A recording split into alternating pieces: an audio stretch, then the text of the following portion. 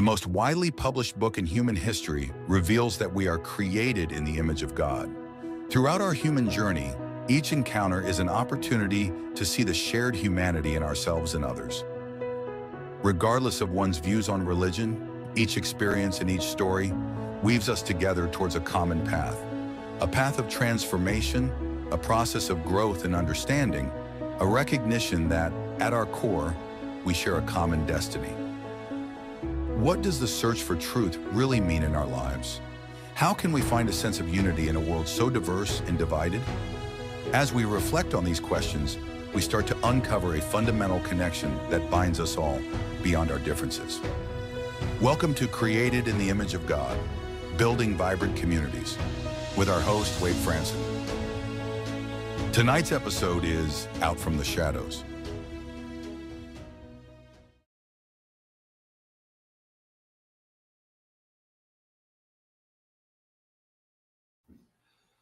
Oops. Welcome.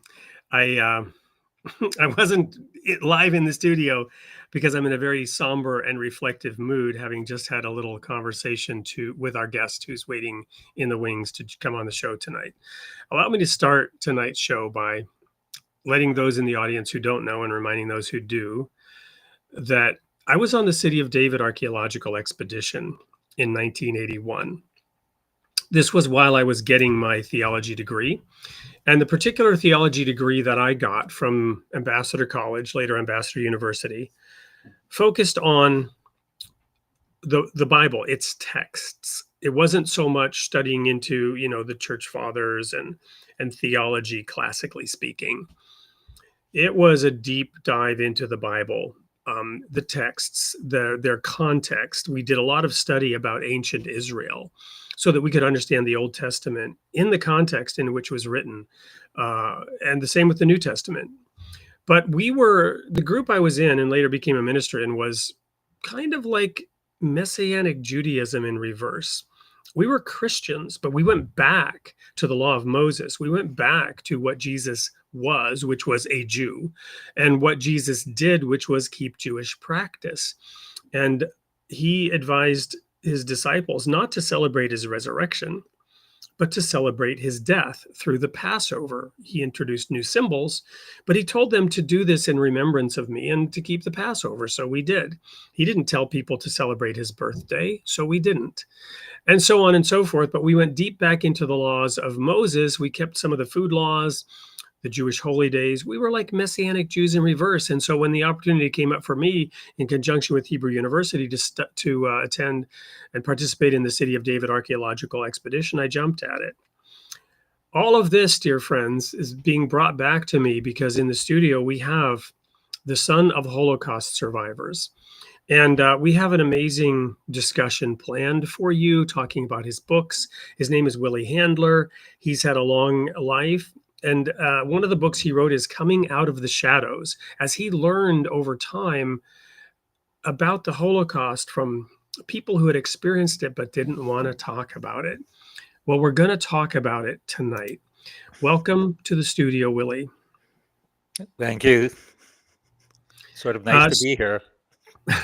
Well, and it's wonderful to have you, and it's a real honor. And as we always do on this show, we want to get to know the real you. And it's just so fitting for this show because we always talk about your creation story. What were the circumstances into which you were brought forth? Who were your parents? And of course, that's part of the whole show anyway. So let's talk about young lad Willie and how he was growing up, where he grew up, what he was like before he became aware of the things that you know today. It took me a long time to become aware, actually. So as you mentioned, my parents were both Holocaust survivors. My father was Polish. He survived 7 different camps, and he lost he was married with kids, and he lost his family. My mother was Romanian, and the Holocaust of Romania was quite different than the rest of Europe because the Romanian government was aligned with Nazi Germany, and she was deported with all the Jews in her province several 100,000 to a barren region in Ukraine called Transnistria, and probably close to half the people perished there in the 2 years they were there. They met in Israel and eventually immigrated to Canada and settled in the city of Toronto, where I was born. So my childhood was, I thought my childhood was like any other sort of immigrant family. But as I started to grow older and become more aware, I realized that no, that's not really the case. My parents were very, they were loving and almost smothering, but they were not capable of providing the type of support that children needs. I was very much on my own. I was talking about this with a therapist recently, how much I was on my own. Um, and so And I apologize because I was just reflecting on a number of things and I missed it. Their path to immigration. Did you say it went through Israel? they both, following the war in different years, they immigrated to. My mother got in illegally while it was still under the British mandate. My father came after the Israel gained independence. They met and they got married there. In fact, my older sister was born in Israel, and the three of them immigrated in '53 to Canada. Um, so that's So sort of the history. it's about the time, maybe a couple of years later, that my dad landed in Canada from Sweden. But Ah, he traveled west. He didn't stop in Toronto. He headed out to BC. But anyway, so ah. you had an older sister. Did you have other siblings at all? I have a younger brother as well, and he was also born in Toronto, as I was. Mhm. My mother, in fact, arrived in Canada pregnant. So when she showed up at the hospital, she still couldn't speak English. With you or your older Uh, sister? No, with me, with me. With you. She, Yeah. it's sort of a humorous story where she showed up. It was a Sunday, and she showed up, and she couldn't explain why she was there, and they kept trying to tell her that the clinics are all closed on Sundays. Come back tomorrow. And finally, they found a Yiddish-speaking doctor who figured out that she was in labor. Wow. And well, so that's the life So of you were that's causing problems. You were causing problems, right, even yeah. before you came And I was an incubator baby on top of that, out. so I was like a little undersized. Now I've sort of filled out and made up for it. But anyway, as I was kind of alluding to, I grew up very much had to do everything on my own. I became independent far too young. I brought home homework. There's no one who's going to help me. Problems of school, I had to deal with it. Picking courses. That was what I was talking about my therapist earlier. Um, she asked how I picked my initial career. And I, and everything was like this. And if you wanted to play sports, well, there was no one's going to take me. I had to drag my own ass to hockey rink or whatever. So the best way to describe it, Were your parents somewhat insular? They didn't have a lot of social contacts, or what was going on there? they just worked.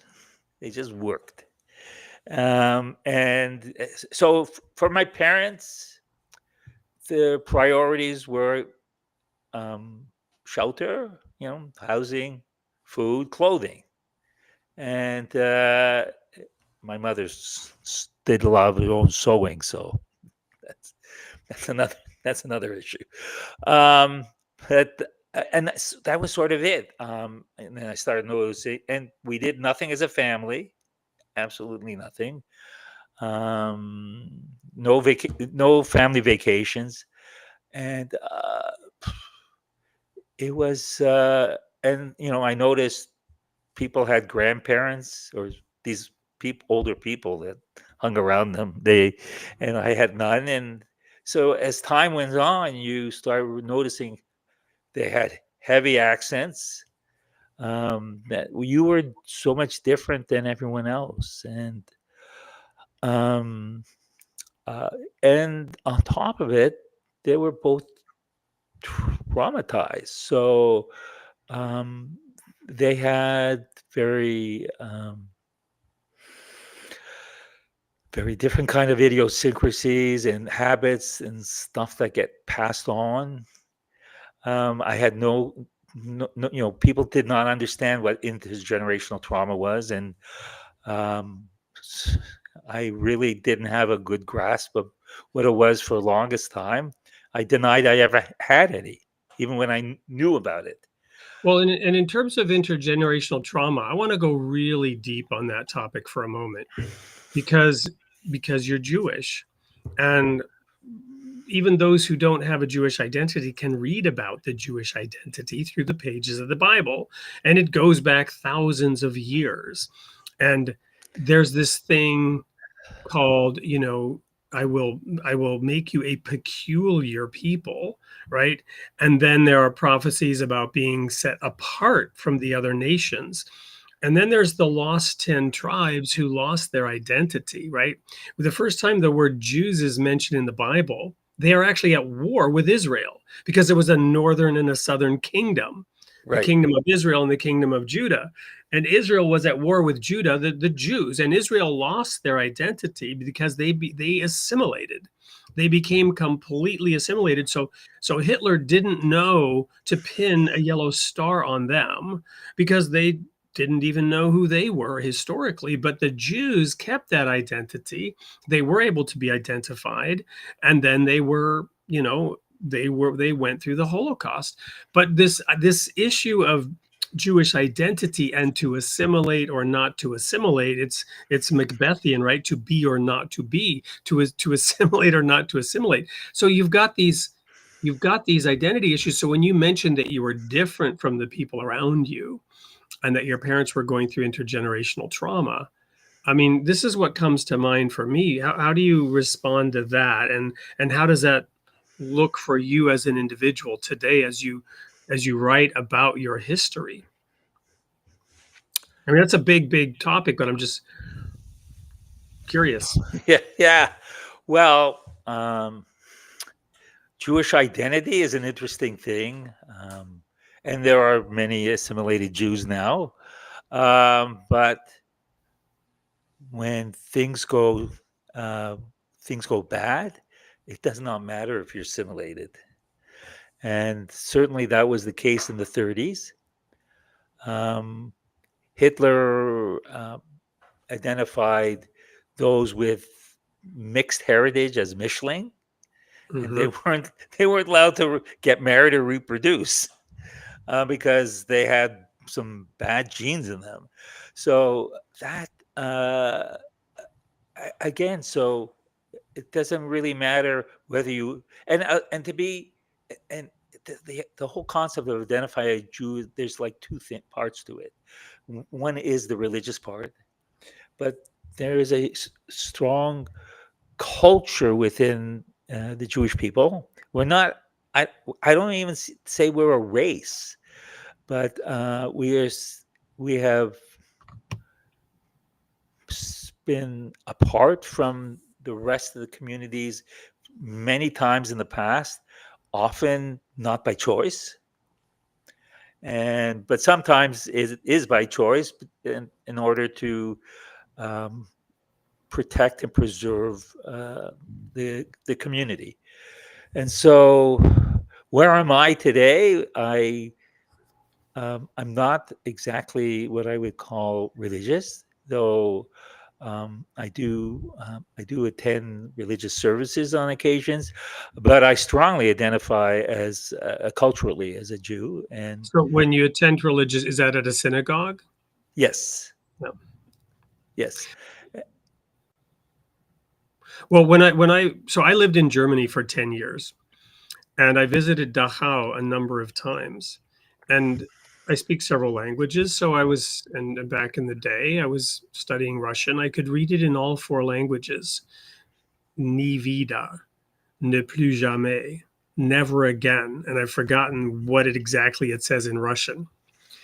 It was in those four languages. Never again. That was the sentiment of the entire world as it realized that it had stood and looked into the abyss, and in some cases gone into the abyss, those who participated in the Holocaust. We'll see a video in a little bit about what happened in Hungary, and you mentioned Romania. It wasn't just Germany. And even in France, they went along with it, and even churches went along with it. The world looked into the abyss. They recoiled in horror. They said, never again. But in the studio, before we were coming out live, you mentioned that, you've seen all your life hints of those sentiments, but that it almost seems to have gotten a little bit worse in recent months and years.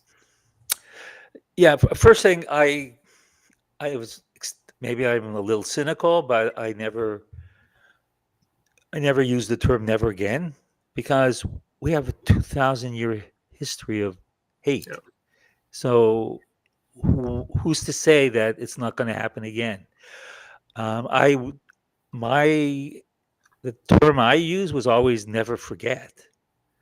And so that's part of my mandate is I talk about it because people are forgetting the lessons, forgetting what happened. But yeah, am I shocked by what's going on in the world right now? No, not in the least bit.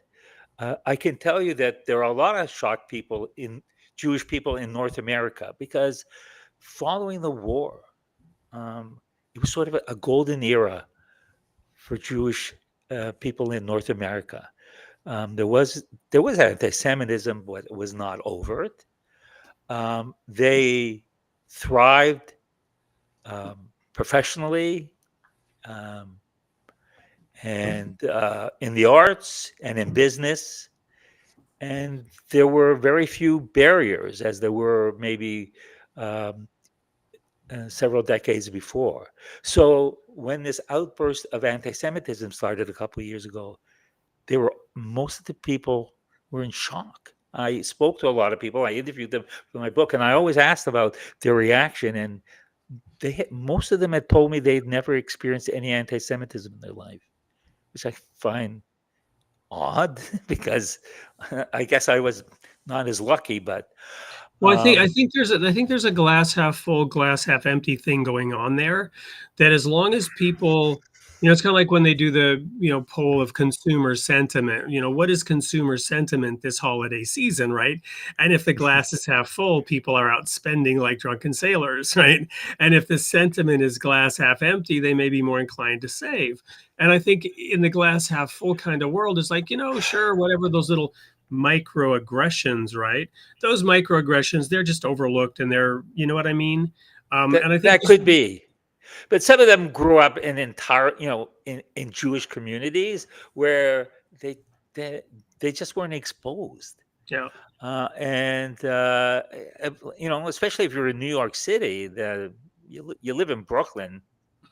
Well, yeah. Well, I live in Brooklyn, but it's Brooklyn, Wisconsin. Oh, okay, that's a little different. But yeah. So, but I took it as a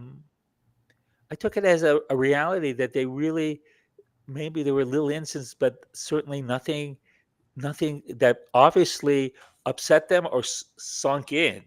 Not right. Like what's going on today, where you have, you have rallies in public places where anti-Semitism is like in full display, and the police look on.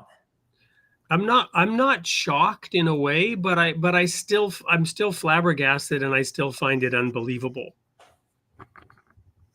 Yeah. You know what I mean? But yeah. we're gonna go to a quick break, and when we come back, I want to go in the reverse direction, because you said never forget, but it's almost as though your parents kind of wanted to forget or at least not talk about it. So let's come back to that topic when we return from this commercial break. Don't go anywhere. We'll be right back with more from Willie Handler, child of Holocaust survivors. Growing up, the shadows of the Holocaust loomed large.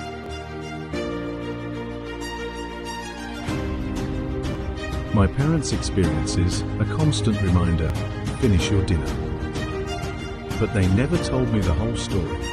I had to uncover it myself. A journey into the past, revealing the extraordinary survival and painful losses of my family, and the secrets they took to their graves, forcing me to see them in a new light. I finally stepped out of the shadows. Read my story. A story of resilience, trauma, and the unbreakable bonds of family.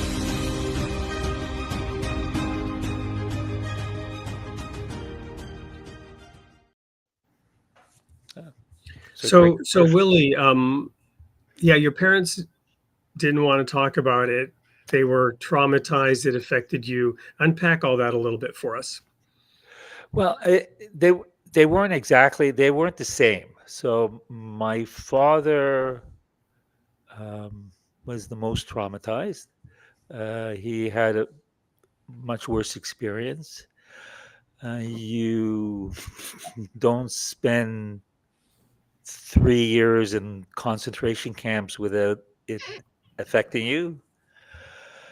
Where you see degradation and killings and starvation, disease on a daily basis. It's just it's almost unspeakable.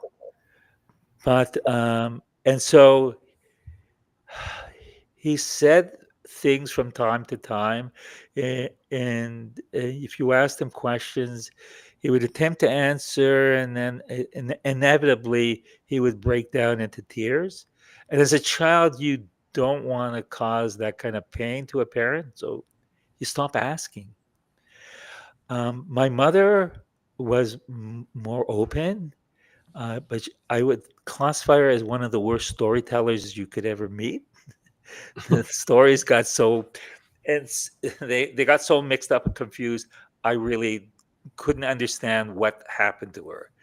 And well, and how old was she when things were happening to her? She was a teenager. Yeah. She was for example, when she was deported to Ukraine, she was 18 years old. So she wasn't a young child. But but she was still, I mean, there are psychological defense mechanisms, right. That's exactly what I was going to get to. Right.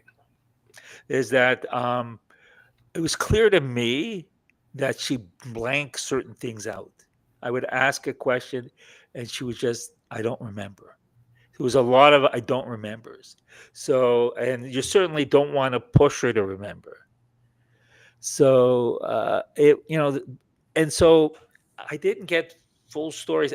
I remember that my mother in 1995 did a Shoah Foundation interview, and the Shoah Foundation was started by Steven Spielberg after he did. And for those who don't know in the audience, Shoah is I don't know what language that is, but it's the term Hebrew. for it's a Hebrew word for Holocaust. Right. And so he funded a foundation to film and for film survivors so they could tell their story. When my mother did one of those in 95, I didn't watch it until 3 years ago. And I garnered some additional information, but it was the same thing.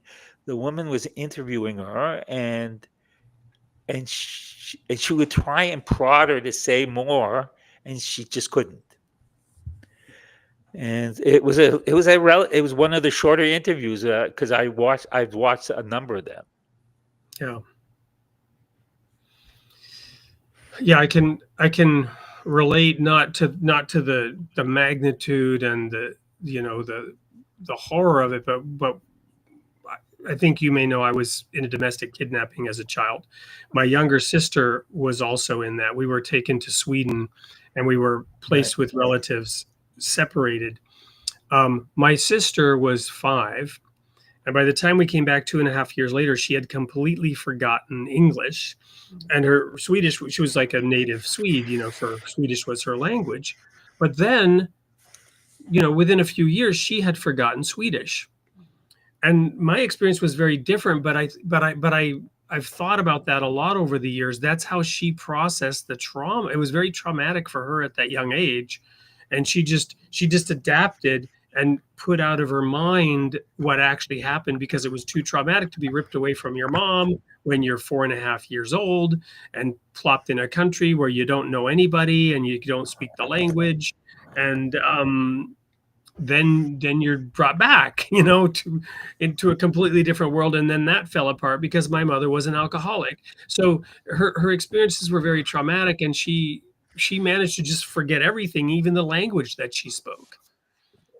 Yeah, and I maybe the most sort of shocking thing that I discovered about my father is when we were growing up, he would talk about his wife and his daughter, not 2, but 1 daughter. And all I heard was, she was 4 years old and they took her and he started to cry and so on and so forth. And I when can't imagine it. We just had a situation tonight. We have a cat that's been an indoor cat. We let the cat outside in recent months, and suddenly there was this horrible squeal, and we thought an animal got the cat. And turns out that wasn't what happened. The cat was maybe chased the animal away, but for just a couple of minutes, we thought we lost the cat. And just the horror of that. I cannot imagine. I cannot fathom being the father of a 4-year-old daughter and having that happen. I can't. Well, here's the interesting thing. So when I started memoir, I started doing a lot of research, and I needed to know who else in the family there was, because he didn't talk about family members who had passed away. And so I sent away to a Polish archive for marriage registration material and birth registrations for his daughter.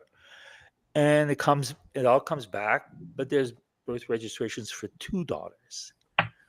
And Wow. like my father didn't. So that's what trauma does. He buried the memory of his younger child. And was the old one ever 4 years old? No, because he did not know when she died. He doesn't know that. He did not know. I'm positive he did not know the circumstances of her death, or the 2 girls' death. But I do, because I did enough research to know exactly when the selection took place in the ghetto, and when they were shipped away to Auschwitz, and they were Because the Germans were excellent record keepers. Then they went, and they were sent directly to the gas chambers, because a woman with 2 young kids is not going to survive. And so they perished at the ages of 11 months and 27 months. And here he is walking around saying, I lost my 4-year-old daughter. It's Well, and he may have heartbreaking. he may have held out hope for a couple of years that she was still alive or something. No, Who knows how the 4-year-old number got I stuck? don't. Oh, because that would have been her age at the end of the war, Yeah. had she survived. So he didn't remember the actual events. He remembered a version that matched. He wasn't there. So Yeah. he'd already been deported before they were sent away. Got it.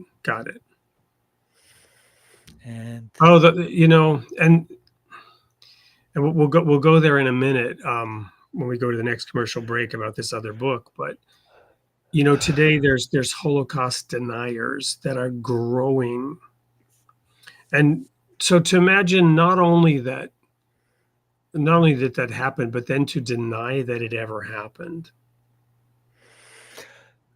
I, by coincidence, last week, because it's Holocaust Education Week in Toronto last week, and I did a program on the Holocaust denial, and it was, it was, it's sort of the topic was during the in the digital age, and how it's changed. And I was actually with a friend of mine who, early in her life, was a white supremacist.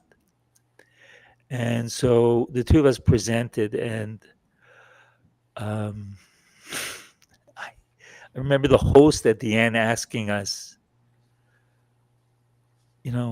it's like you're swimming, you're swimming up current, and are you actually making any progress? And all I said is, if I can reach one person, if I can reach two people, I've made an impact. And that's kind of all the work that I do. It's reaching out and seeing how many people I can touch, and tell my story and make them understand what this world is really like, and and how hate will destroy us all, every single one of us.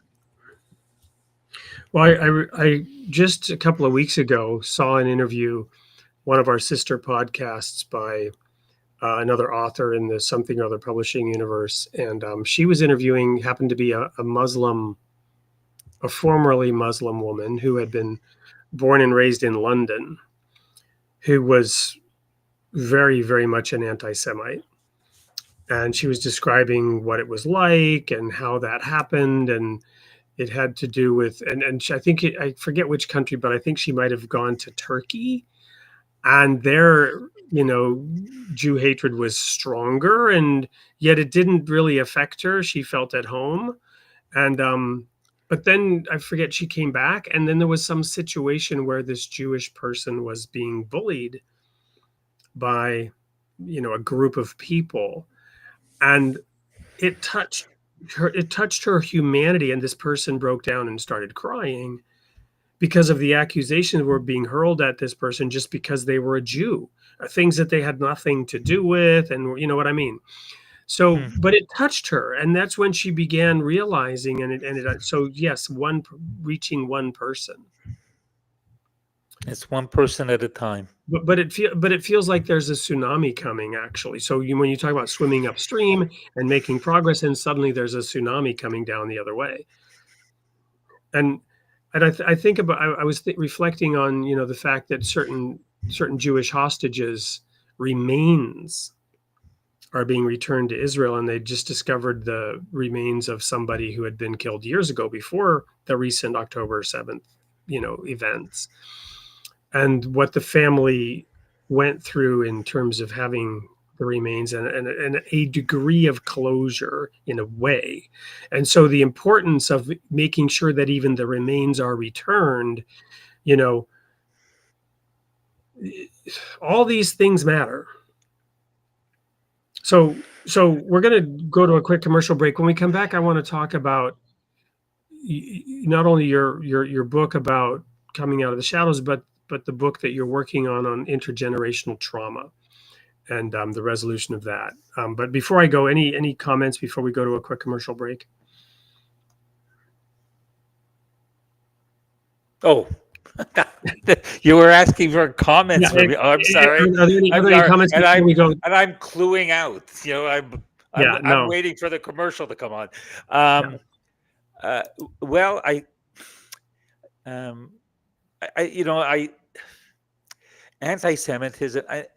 anti-Semitism seems to be, I should be shifting more and more into anti-Semitism because just because of it's the roots of, I've done a lot of thinking and reading about anti-Semitism, and it's not like other forms of hate. It's solely based on conspiracy theories. The Nazis knew the truth, but they spread all these conspiracy theories because it served their purpose. And they have existed for 2,000 years, the same ones over and over again, in particularly the blood libel. And they've come back. And so in this is why different permutations, different, it's like a virus that mutates. Yeah, and that's why I say never again. Of course, that's absurd. Because it's never gone away. Hate for Jews has never disappeared, never will. I don't even understand it, but it's there. Yeah. Well, this commercial break is featuring a book by actually somebody I went to college with. He has unfortunately passed on.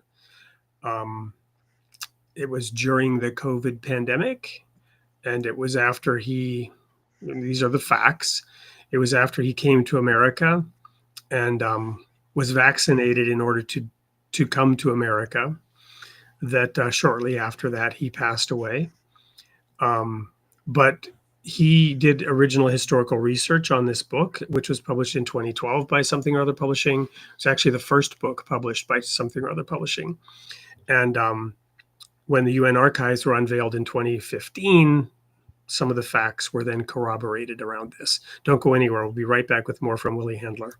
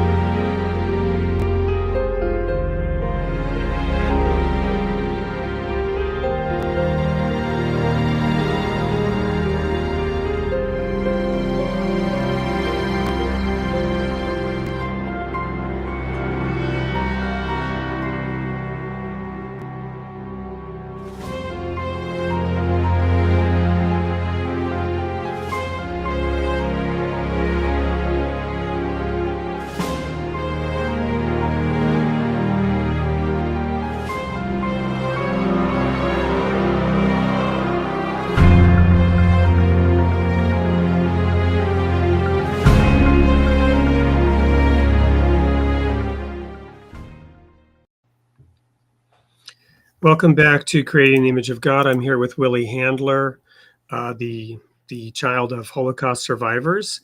And Willie, right before the break, we said we would talk a little bit about your first and second book. So maybe wrap up the discussion on that first book, Coming Out of the Shadows, and how you eventually came to write the book. And then we'll get into the one that you're now working on finishing up. Okay. So very quickly, my pandemic project was to do a memoir. Well, I started off writing my family story, and then I sort of evolved into a memoir. And it was, again, it's not my first book, but all my other books were fiction novels.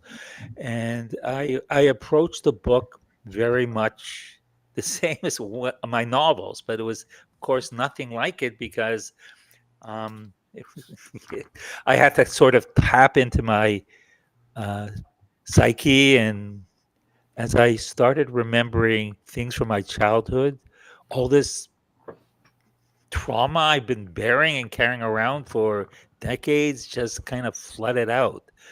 At some point, I was kind of overwhelmed, and that's when I had to start therapy so that I could finish that project and start the next one. And I did a tremendous amount of research because I knew very little.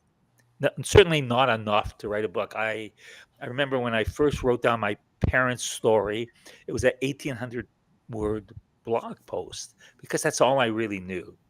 And so the book starts out with a very brief history of my family. I found out where my mother's family came from, and my father's family.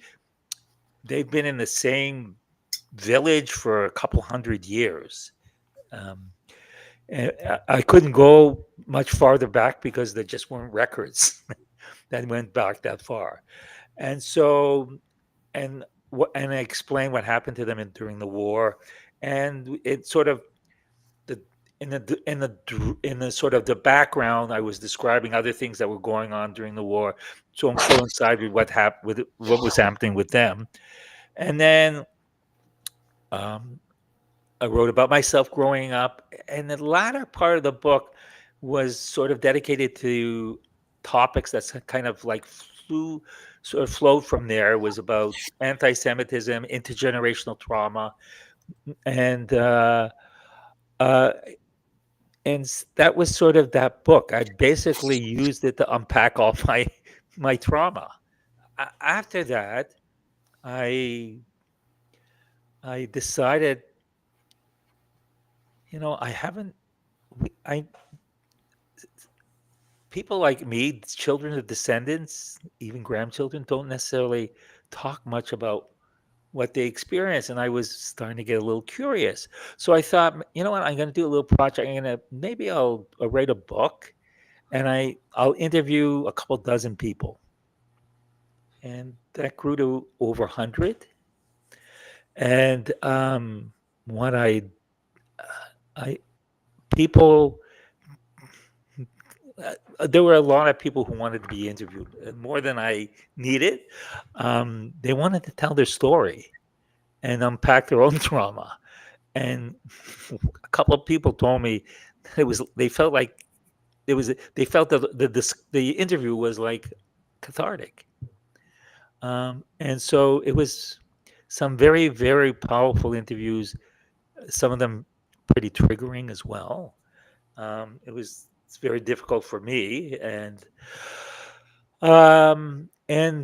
I basically just 2 weeks ago finished a first draft, and I think it's an incredible book. And I don't brag about my books. I'm pretty hard on myself, but this some of it will be groundbreaking. I have a whole section on descendants who were raised Christian and only later in their life as adults discovered that a parent was Jewish and was a Holocaust survivor, and then Wow. the whole world, their whole life started to make sense to them. And they also invariably, some of them had developed sort of an identity crisis.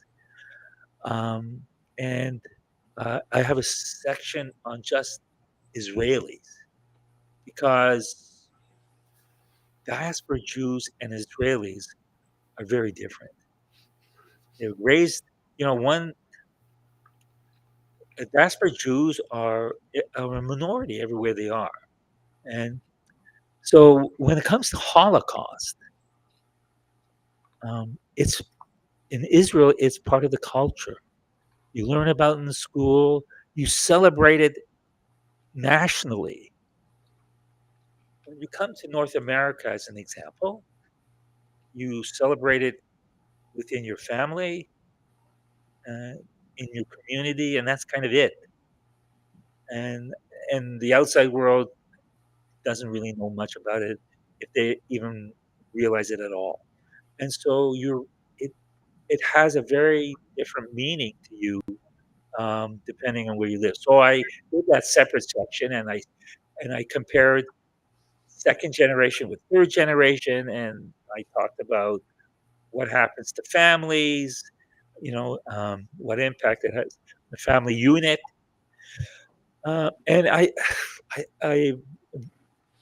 and there's some amazing stories in there. You were during the commercial. You part of it talked about the 12,000 some odd people who were drowned in the Danube. One of the people I interviewed, her mother and her grandmother were taken with a bunch of other Jewish people to the banks of the Danube, and they were all told to strip, and they started shooting them all. And partway through, they ran out of ammo, and they started reloading, and all those people waiting took off, ran away, and her mother and her grandmother survived. They just ran off naked. And I mean, I can't say it like she did, but it No, was I very remember hearing, powerful. I know that particular story. I've heard that particular story. And there's another person, I believe, because I think it was a man that, if Yeah. the details are fuzzy, but I've heard that story before. Yeah. And so maybe it might have been the same day. Right. But and so I heard stories of people nearly meeting their death and escaping, and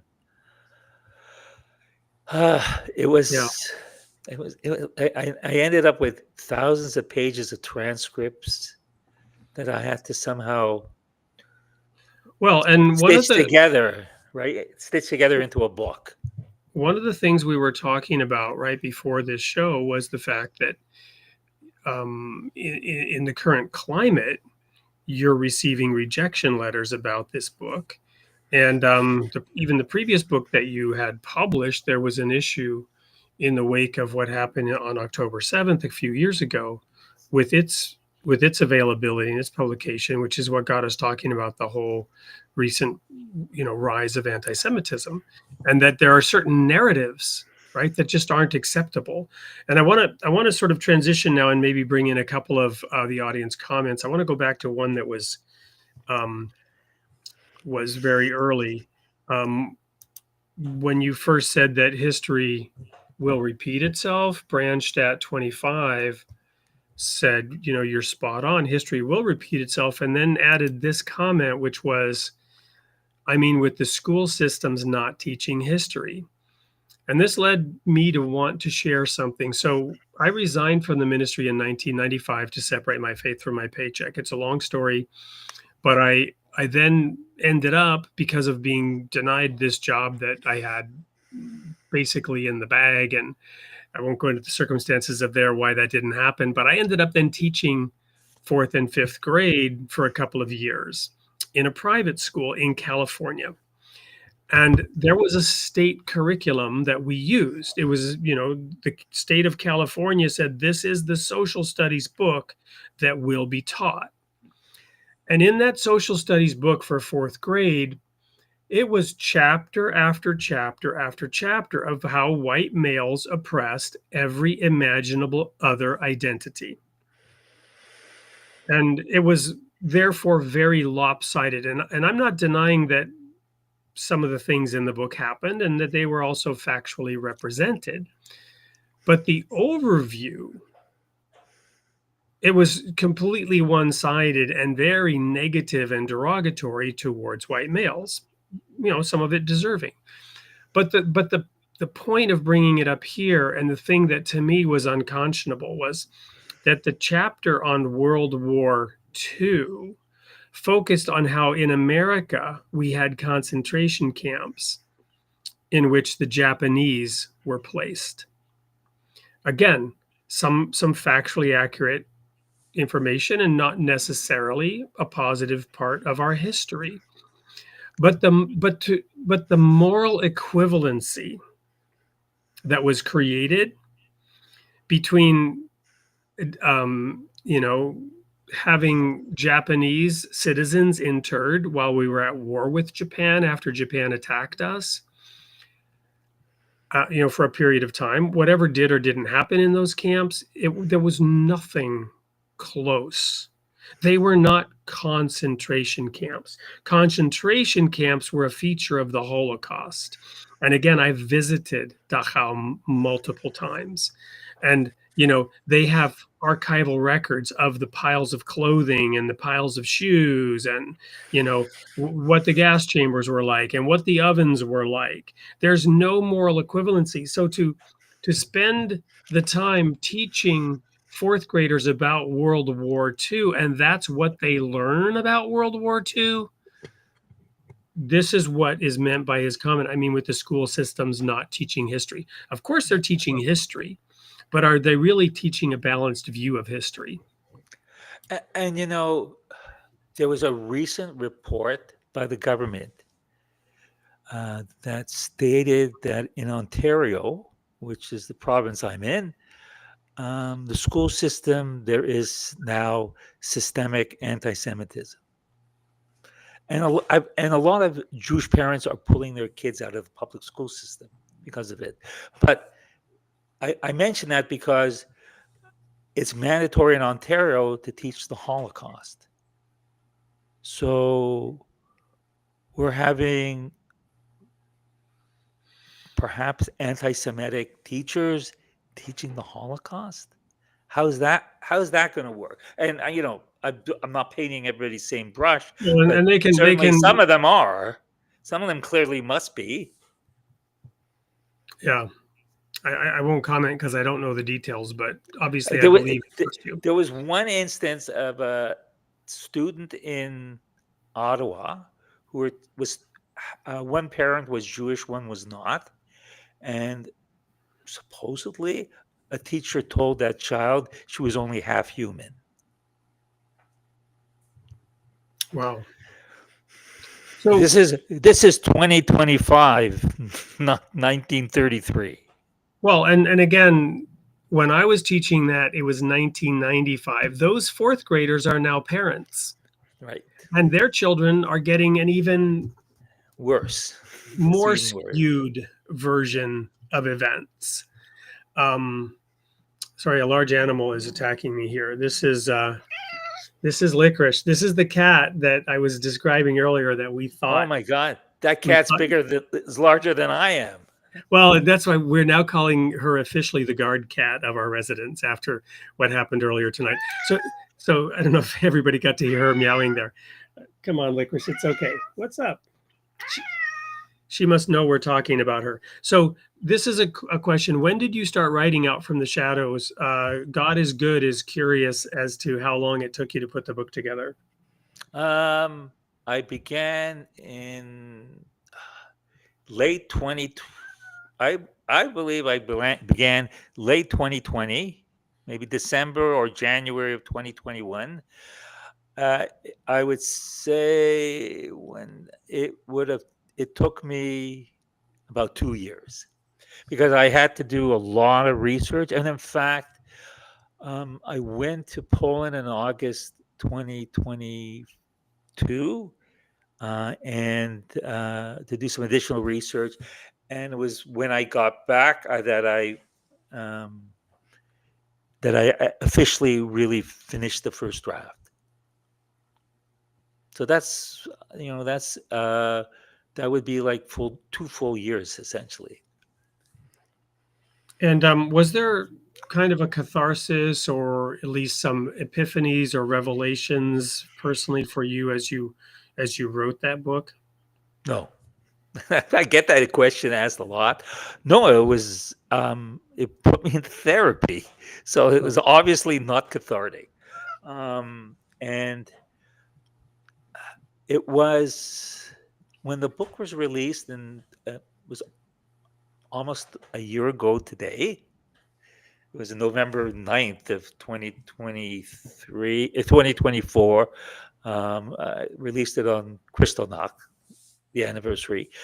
I remember that evening. That was the cathartic moment for me. And then it was kind of all behind me, and it was a relief. And it wasn't until that point where I was actually able to really start to enjoy it. Yeah. So speaking of the new book, then, was it addicting once you started interviewing willing interviewees about this trauma? Because you mentioned there were a couple of dozen, and then it turned into, 100 or so. No, they were difficult to do. I remember my wife was begging me to stop already, or slow down, but I wouldn't say it was addictive, but rather what I learned was the sample size was just too small. I needed to, and everybody's story was so different that I needed to have a much broader group, and it was early on I realized if I was physically able to do it, I would do about 100, and I wasn't sure whether or not I'd be able to make it, because it took quite an emotional toll, and I had some there were some pretty bad days during that thing. So no, it was not the least bit addictive. It's a relief to be over them. Well, this is kind of reverse then. Did you ever have anyone walk out of an interview super duper could picture that happening more than once? No. What did happen was that there was there was one person who sort of had regrets, and he his rationale was he thought he was going to be speaking to a therapist. Well, that's interesting because I I I told everybody going in, I'm not I'm not a clinician. I'm a writer, and so I'm doing research for a book. And anyways, he was like all upset and basically pulled out. And I said, no problem. I said I deleted his the video of his interview and the transcripts, and certainly and right now, in fact, I'm going about sending out people who landed in the book, their portion, and getting them to sign a release, Yep. because and Yes. so nothing's going forward without those who are involved. They're okay. Yeah.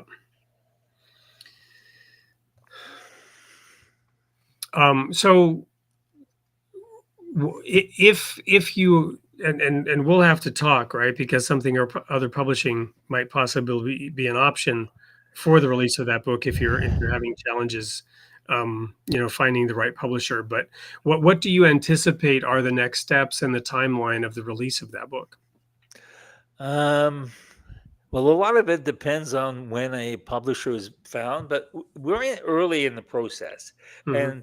and now have a full manuscript Right. in, instead of a book proposal, but I'm going to even update that, because I realize now it reflected my mindset probably about 8-10 months ago, Yeah. and the book looks kind of different because it just kept evolving in my head. Right. And so I'm getting everyone's consent right now. It probably will take me, I don't know, 4 to 6 weeks to round that up. I will do a round of editing based on the feedback I get. Uh, I, I got some things wrong, Yeah. or people were, some people were they were pretty emotional, nervous, and didn't themselves get it right. And so there'll be that, and then I wait. Literally, I wait until we land the publisher. I have an agent who is, and her agency is very committed to this book. They think it's a very important book. They just have to convince a publisher Right. that it is a very important book. I personally have been working on uh, my own personal platform to ensure the book's success, and been trying to convince show publishers who are checking me out that I do have this platform. And so I'm doing something like this, Right. and I've probably done close to 30 podcast interviews in the last year. That's basically almost one a week. Well, we're very Once, grateful to you for doing this one here. We're out of time.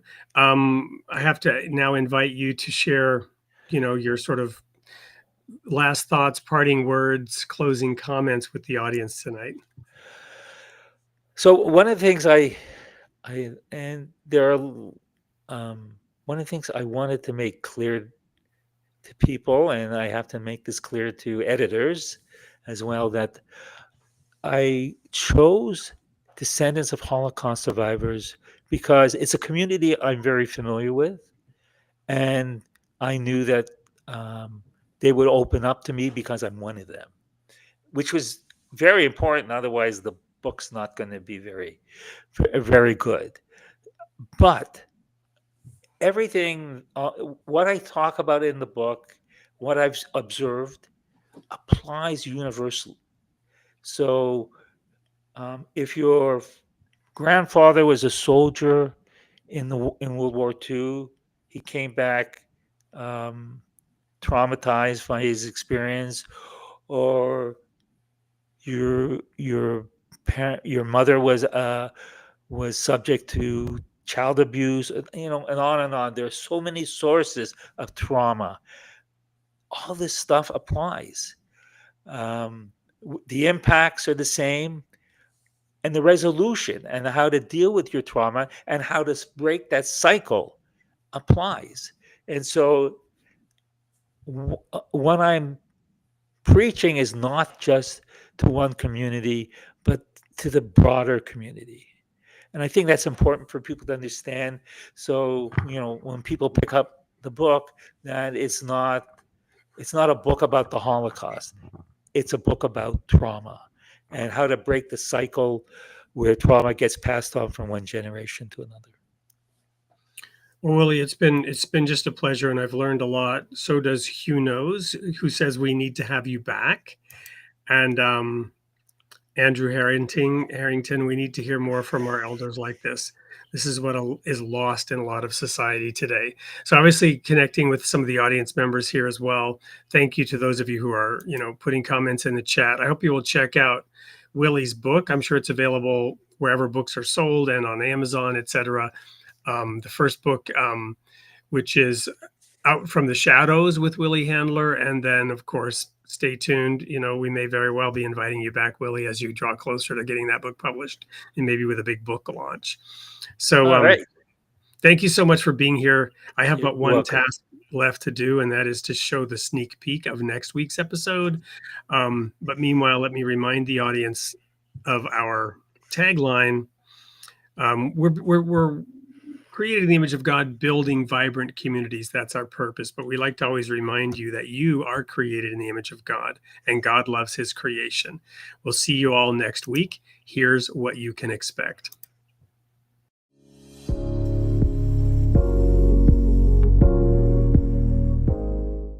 Hey everyone, it's Wade Franson back with a sneak peek for the upcoming episode on November 18th of Created in the Image of God. I am in the studio with a foreign guest from another land far away. Yiska Smith is dialing in from Israel. She has an amazing journey. She has a book that was published in June called Planting Seeds of the Divine Torah Commentaries to Cultivate Your Spiritual Practice. But Yiska grew up with parents in America who were in the process of being assimilated. And it wasn't until her visit to Israel between her sophomore and junior year that the land literally and figuratively spoke to her, and she knew she had to go back. Welcome to the studio, Yiska. Thank you. Thank you, Wade. So we've just been having an extended conversation. We couldn't really get this sneak peek going because your life is so fascinating and so intriguing. So the title of the show is Spiritual Awakening, Reclaiming Your Divine Identity. Tell us about that moment when you set foot in Israel in 1971 and the land spoke to you. So I was in Jerusalem, visiting Jerusalem as tourists do, without a strong Jewish identity, surely not a Zionist, traditional Zionist identity. I came to Israel, I thought, to volunteer and work on a kibbutz to experience the communal lifestyle. And there I am at the Western Wall, as we all, as tourists do, approach. And I looked left, I looked right, everyone's putting their head against the stones and they're crying or they're smiling, they're praying. So I put my head against the wall and I hear this voice move through me, welcome home. And at first it startled me. It really, I had no context within which to understand that. And then I reflected on it and I felt, I really like being here. Like I really I feel like I'm home. Like there's a pull. And I didn't know what that was. And I knew I had to investigate and research and contemplate on this idea of welcome home. That's how it started. And we talked then subsequently, you came back in 1973. And at that time, you know, you within a month you experienced the Yom Kippur War, which was troubling, and yet that is the moment when you decided to return. But what we also talked about is that the Western Wall where you prayed has actually been extended by the religion of ministry to accommodate a common space for men and women to pray together. So Israel is evolving. Tell us a little bit about that and your status as a thought leader in Israel. As a thought leader, I cultivate creative thinking, creative and respectable pushback on status quo in order to evolve and in order to be more of activate our potential. So in 1971, the Ministry of Religion, after the Six-Day War in 1967, they defined the religious observance as in the Orthodox tradition, which means there's a divider, and men are on one side and women are on another. And from 1967 through about 10 years ago, I'd say I don't know the exact date. I think it was about 10 years ago, 2015, the Ministry of Religion with the Knesset, it had to go through the governmental approval, assigned another section of the Western Wall because of where we are today, where there's a concern and there's an interest for more of a egalitarian engagement in our ritual prayer community services. They opened up a section, and it's called the egalitarian. Actually, it's called the Israelite section for anyone, regardless, male, female, and I guess today even more people who identify in different ways with gender. But there's no separation between the men and the women there. It's equally holy, it's equally a place of sanctity, and it's equally a place that affords just other groups of people to feel included in the bigger whole of the nation of Israel and in the nation of humanity. Well, thank you. We're going to get into this in a deep way on November 18th. I'll share that when I was there in 81 and I visited Elijah's cave, there was a sign outside on Mount Carmel about Eretz Israel and the Holy Land. I was back more recently and don't see that same sign in the same way, but this idea of evolving, I almost feel like in a way I'm coming home here in this conversation with you to understand how we build vibrant communities, which is the tagline of this show, created in the image of God, building vibrant communities. So this is going to be a special episode, an important episode. I really want to encourage everyone listening to this sneak peek to show up at 8 p.m. Central Time on November 18th with Yiska Smith and Spiritual Awakening, Reclaiming Your Divine Identity. We'll see you there.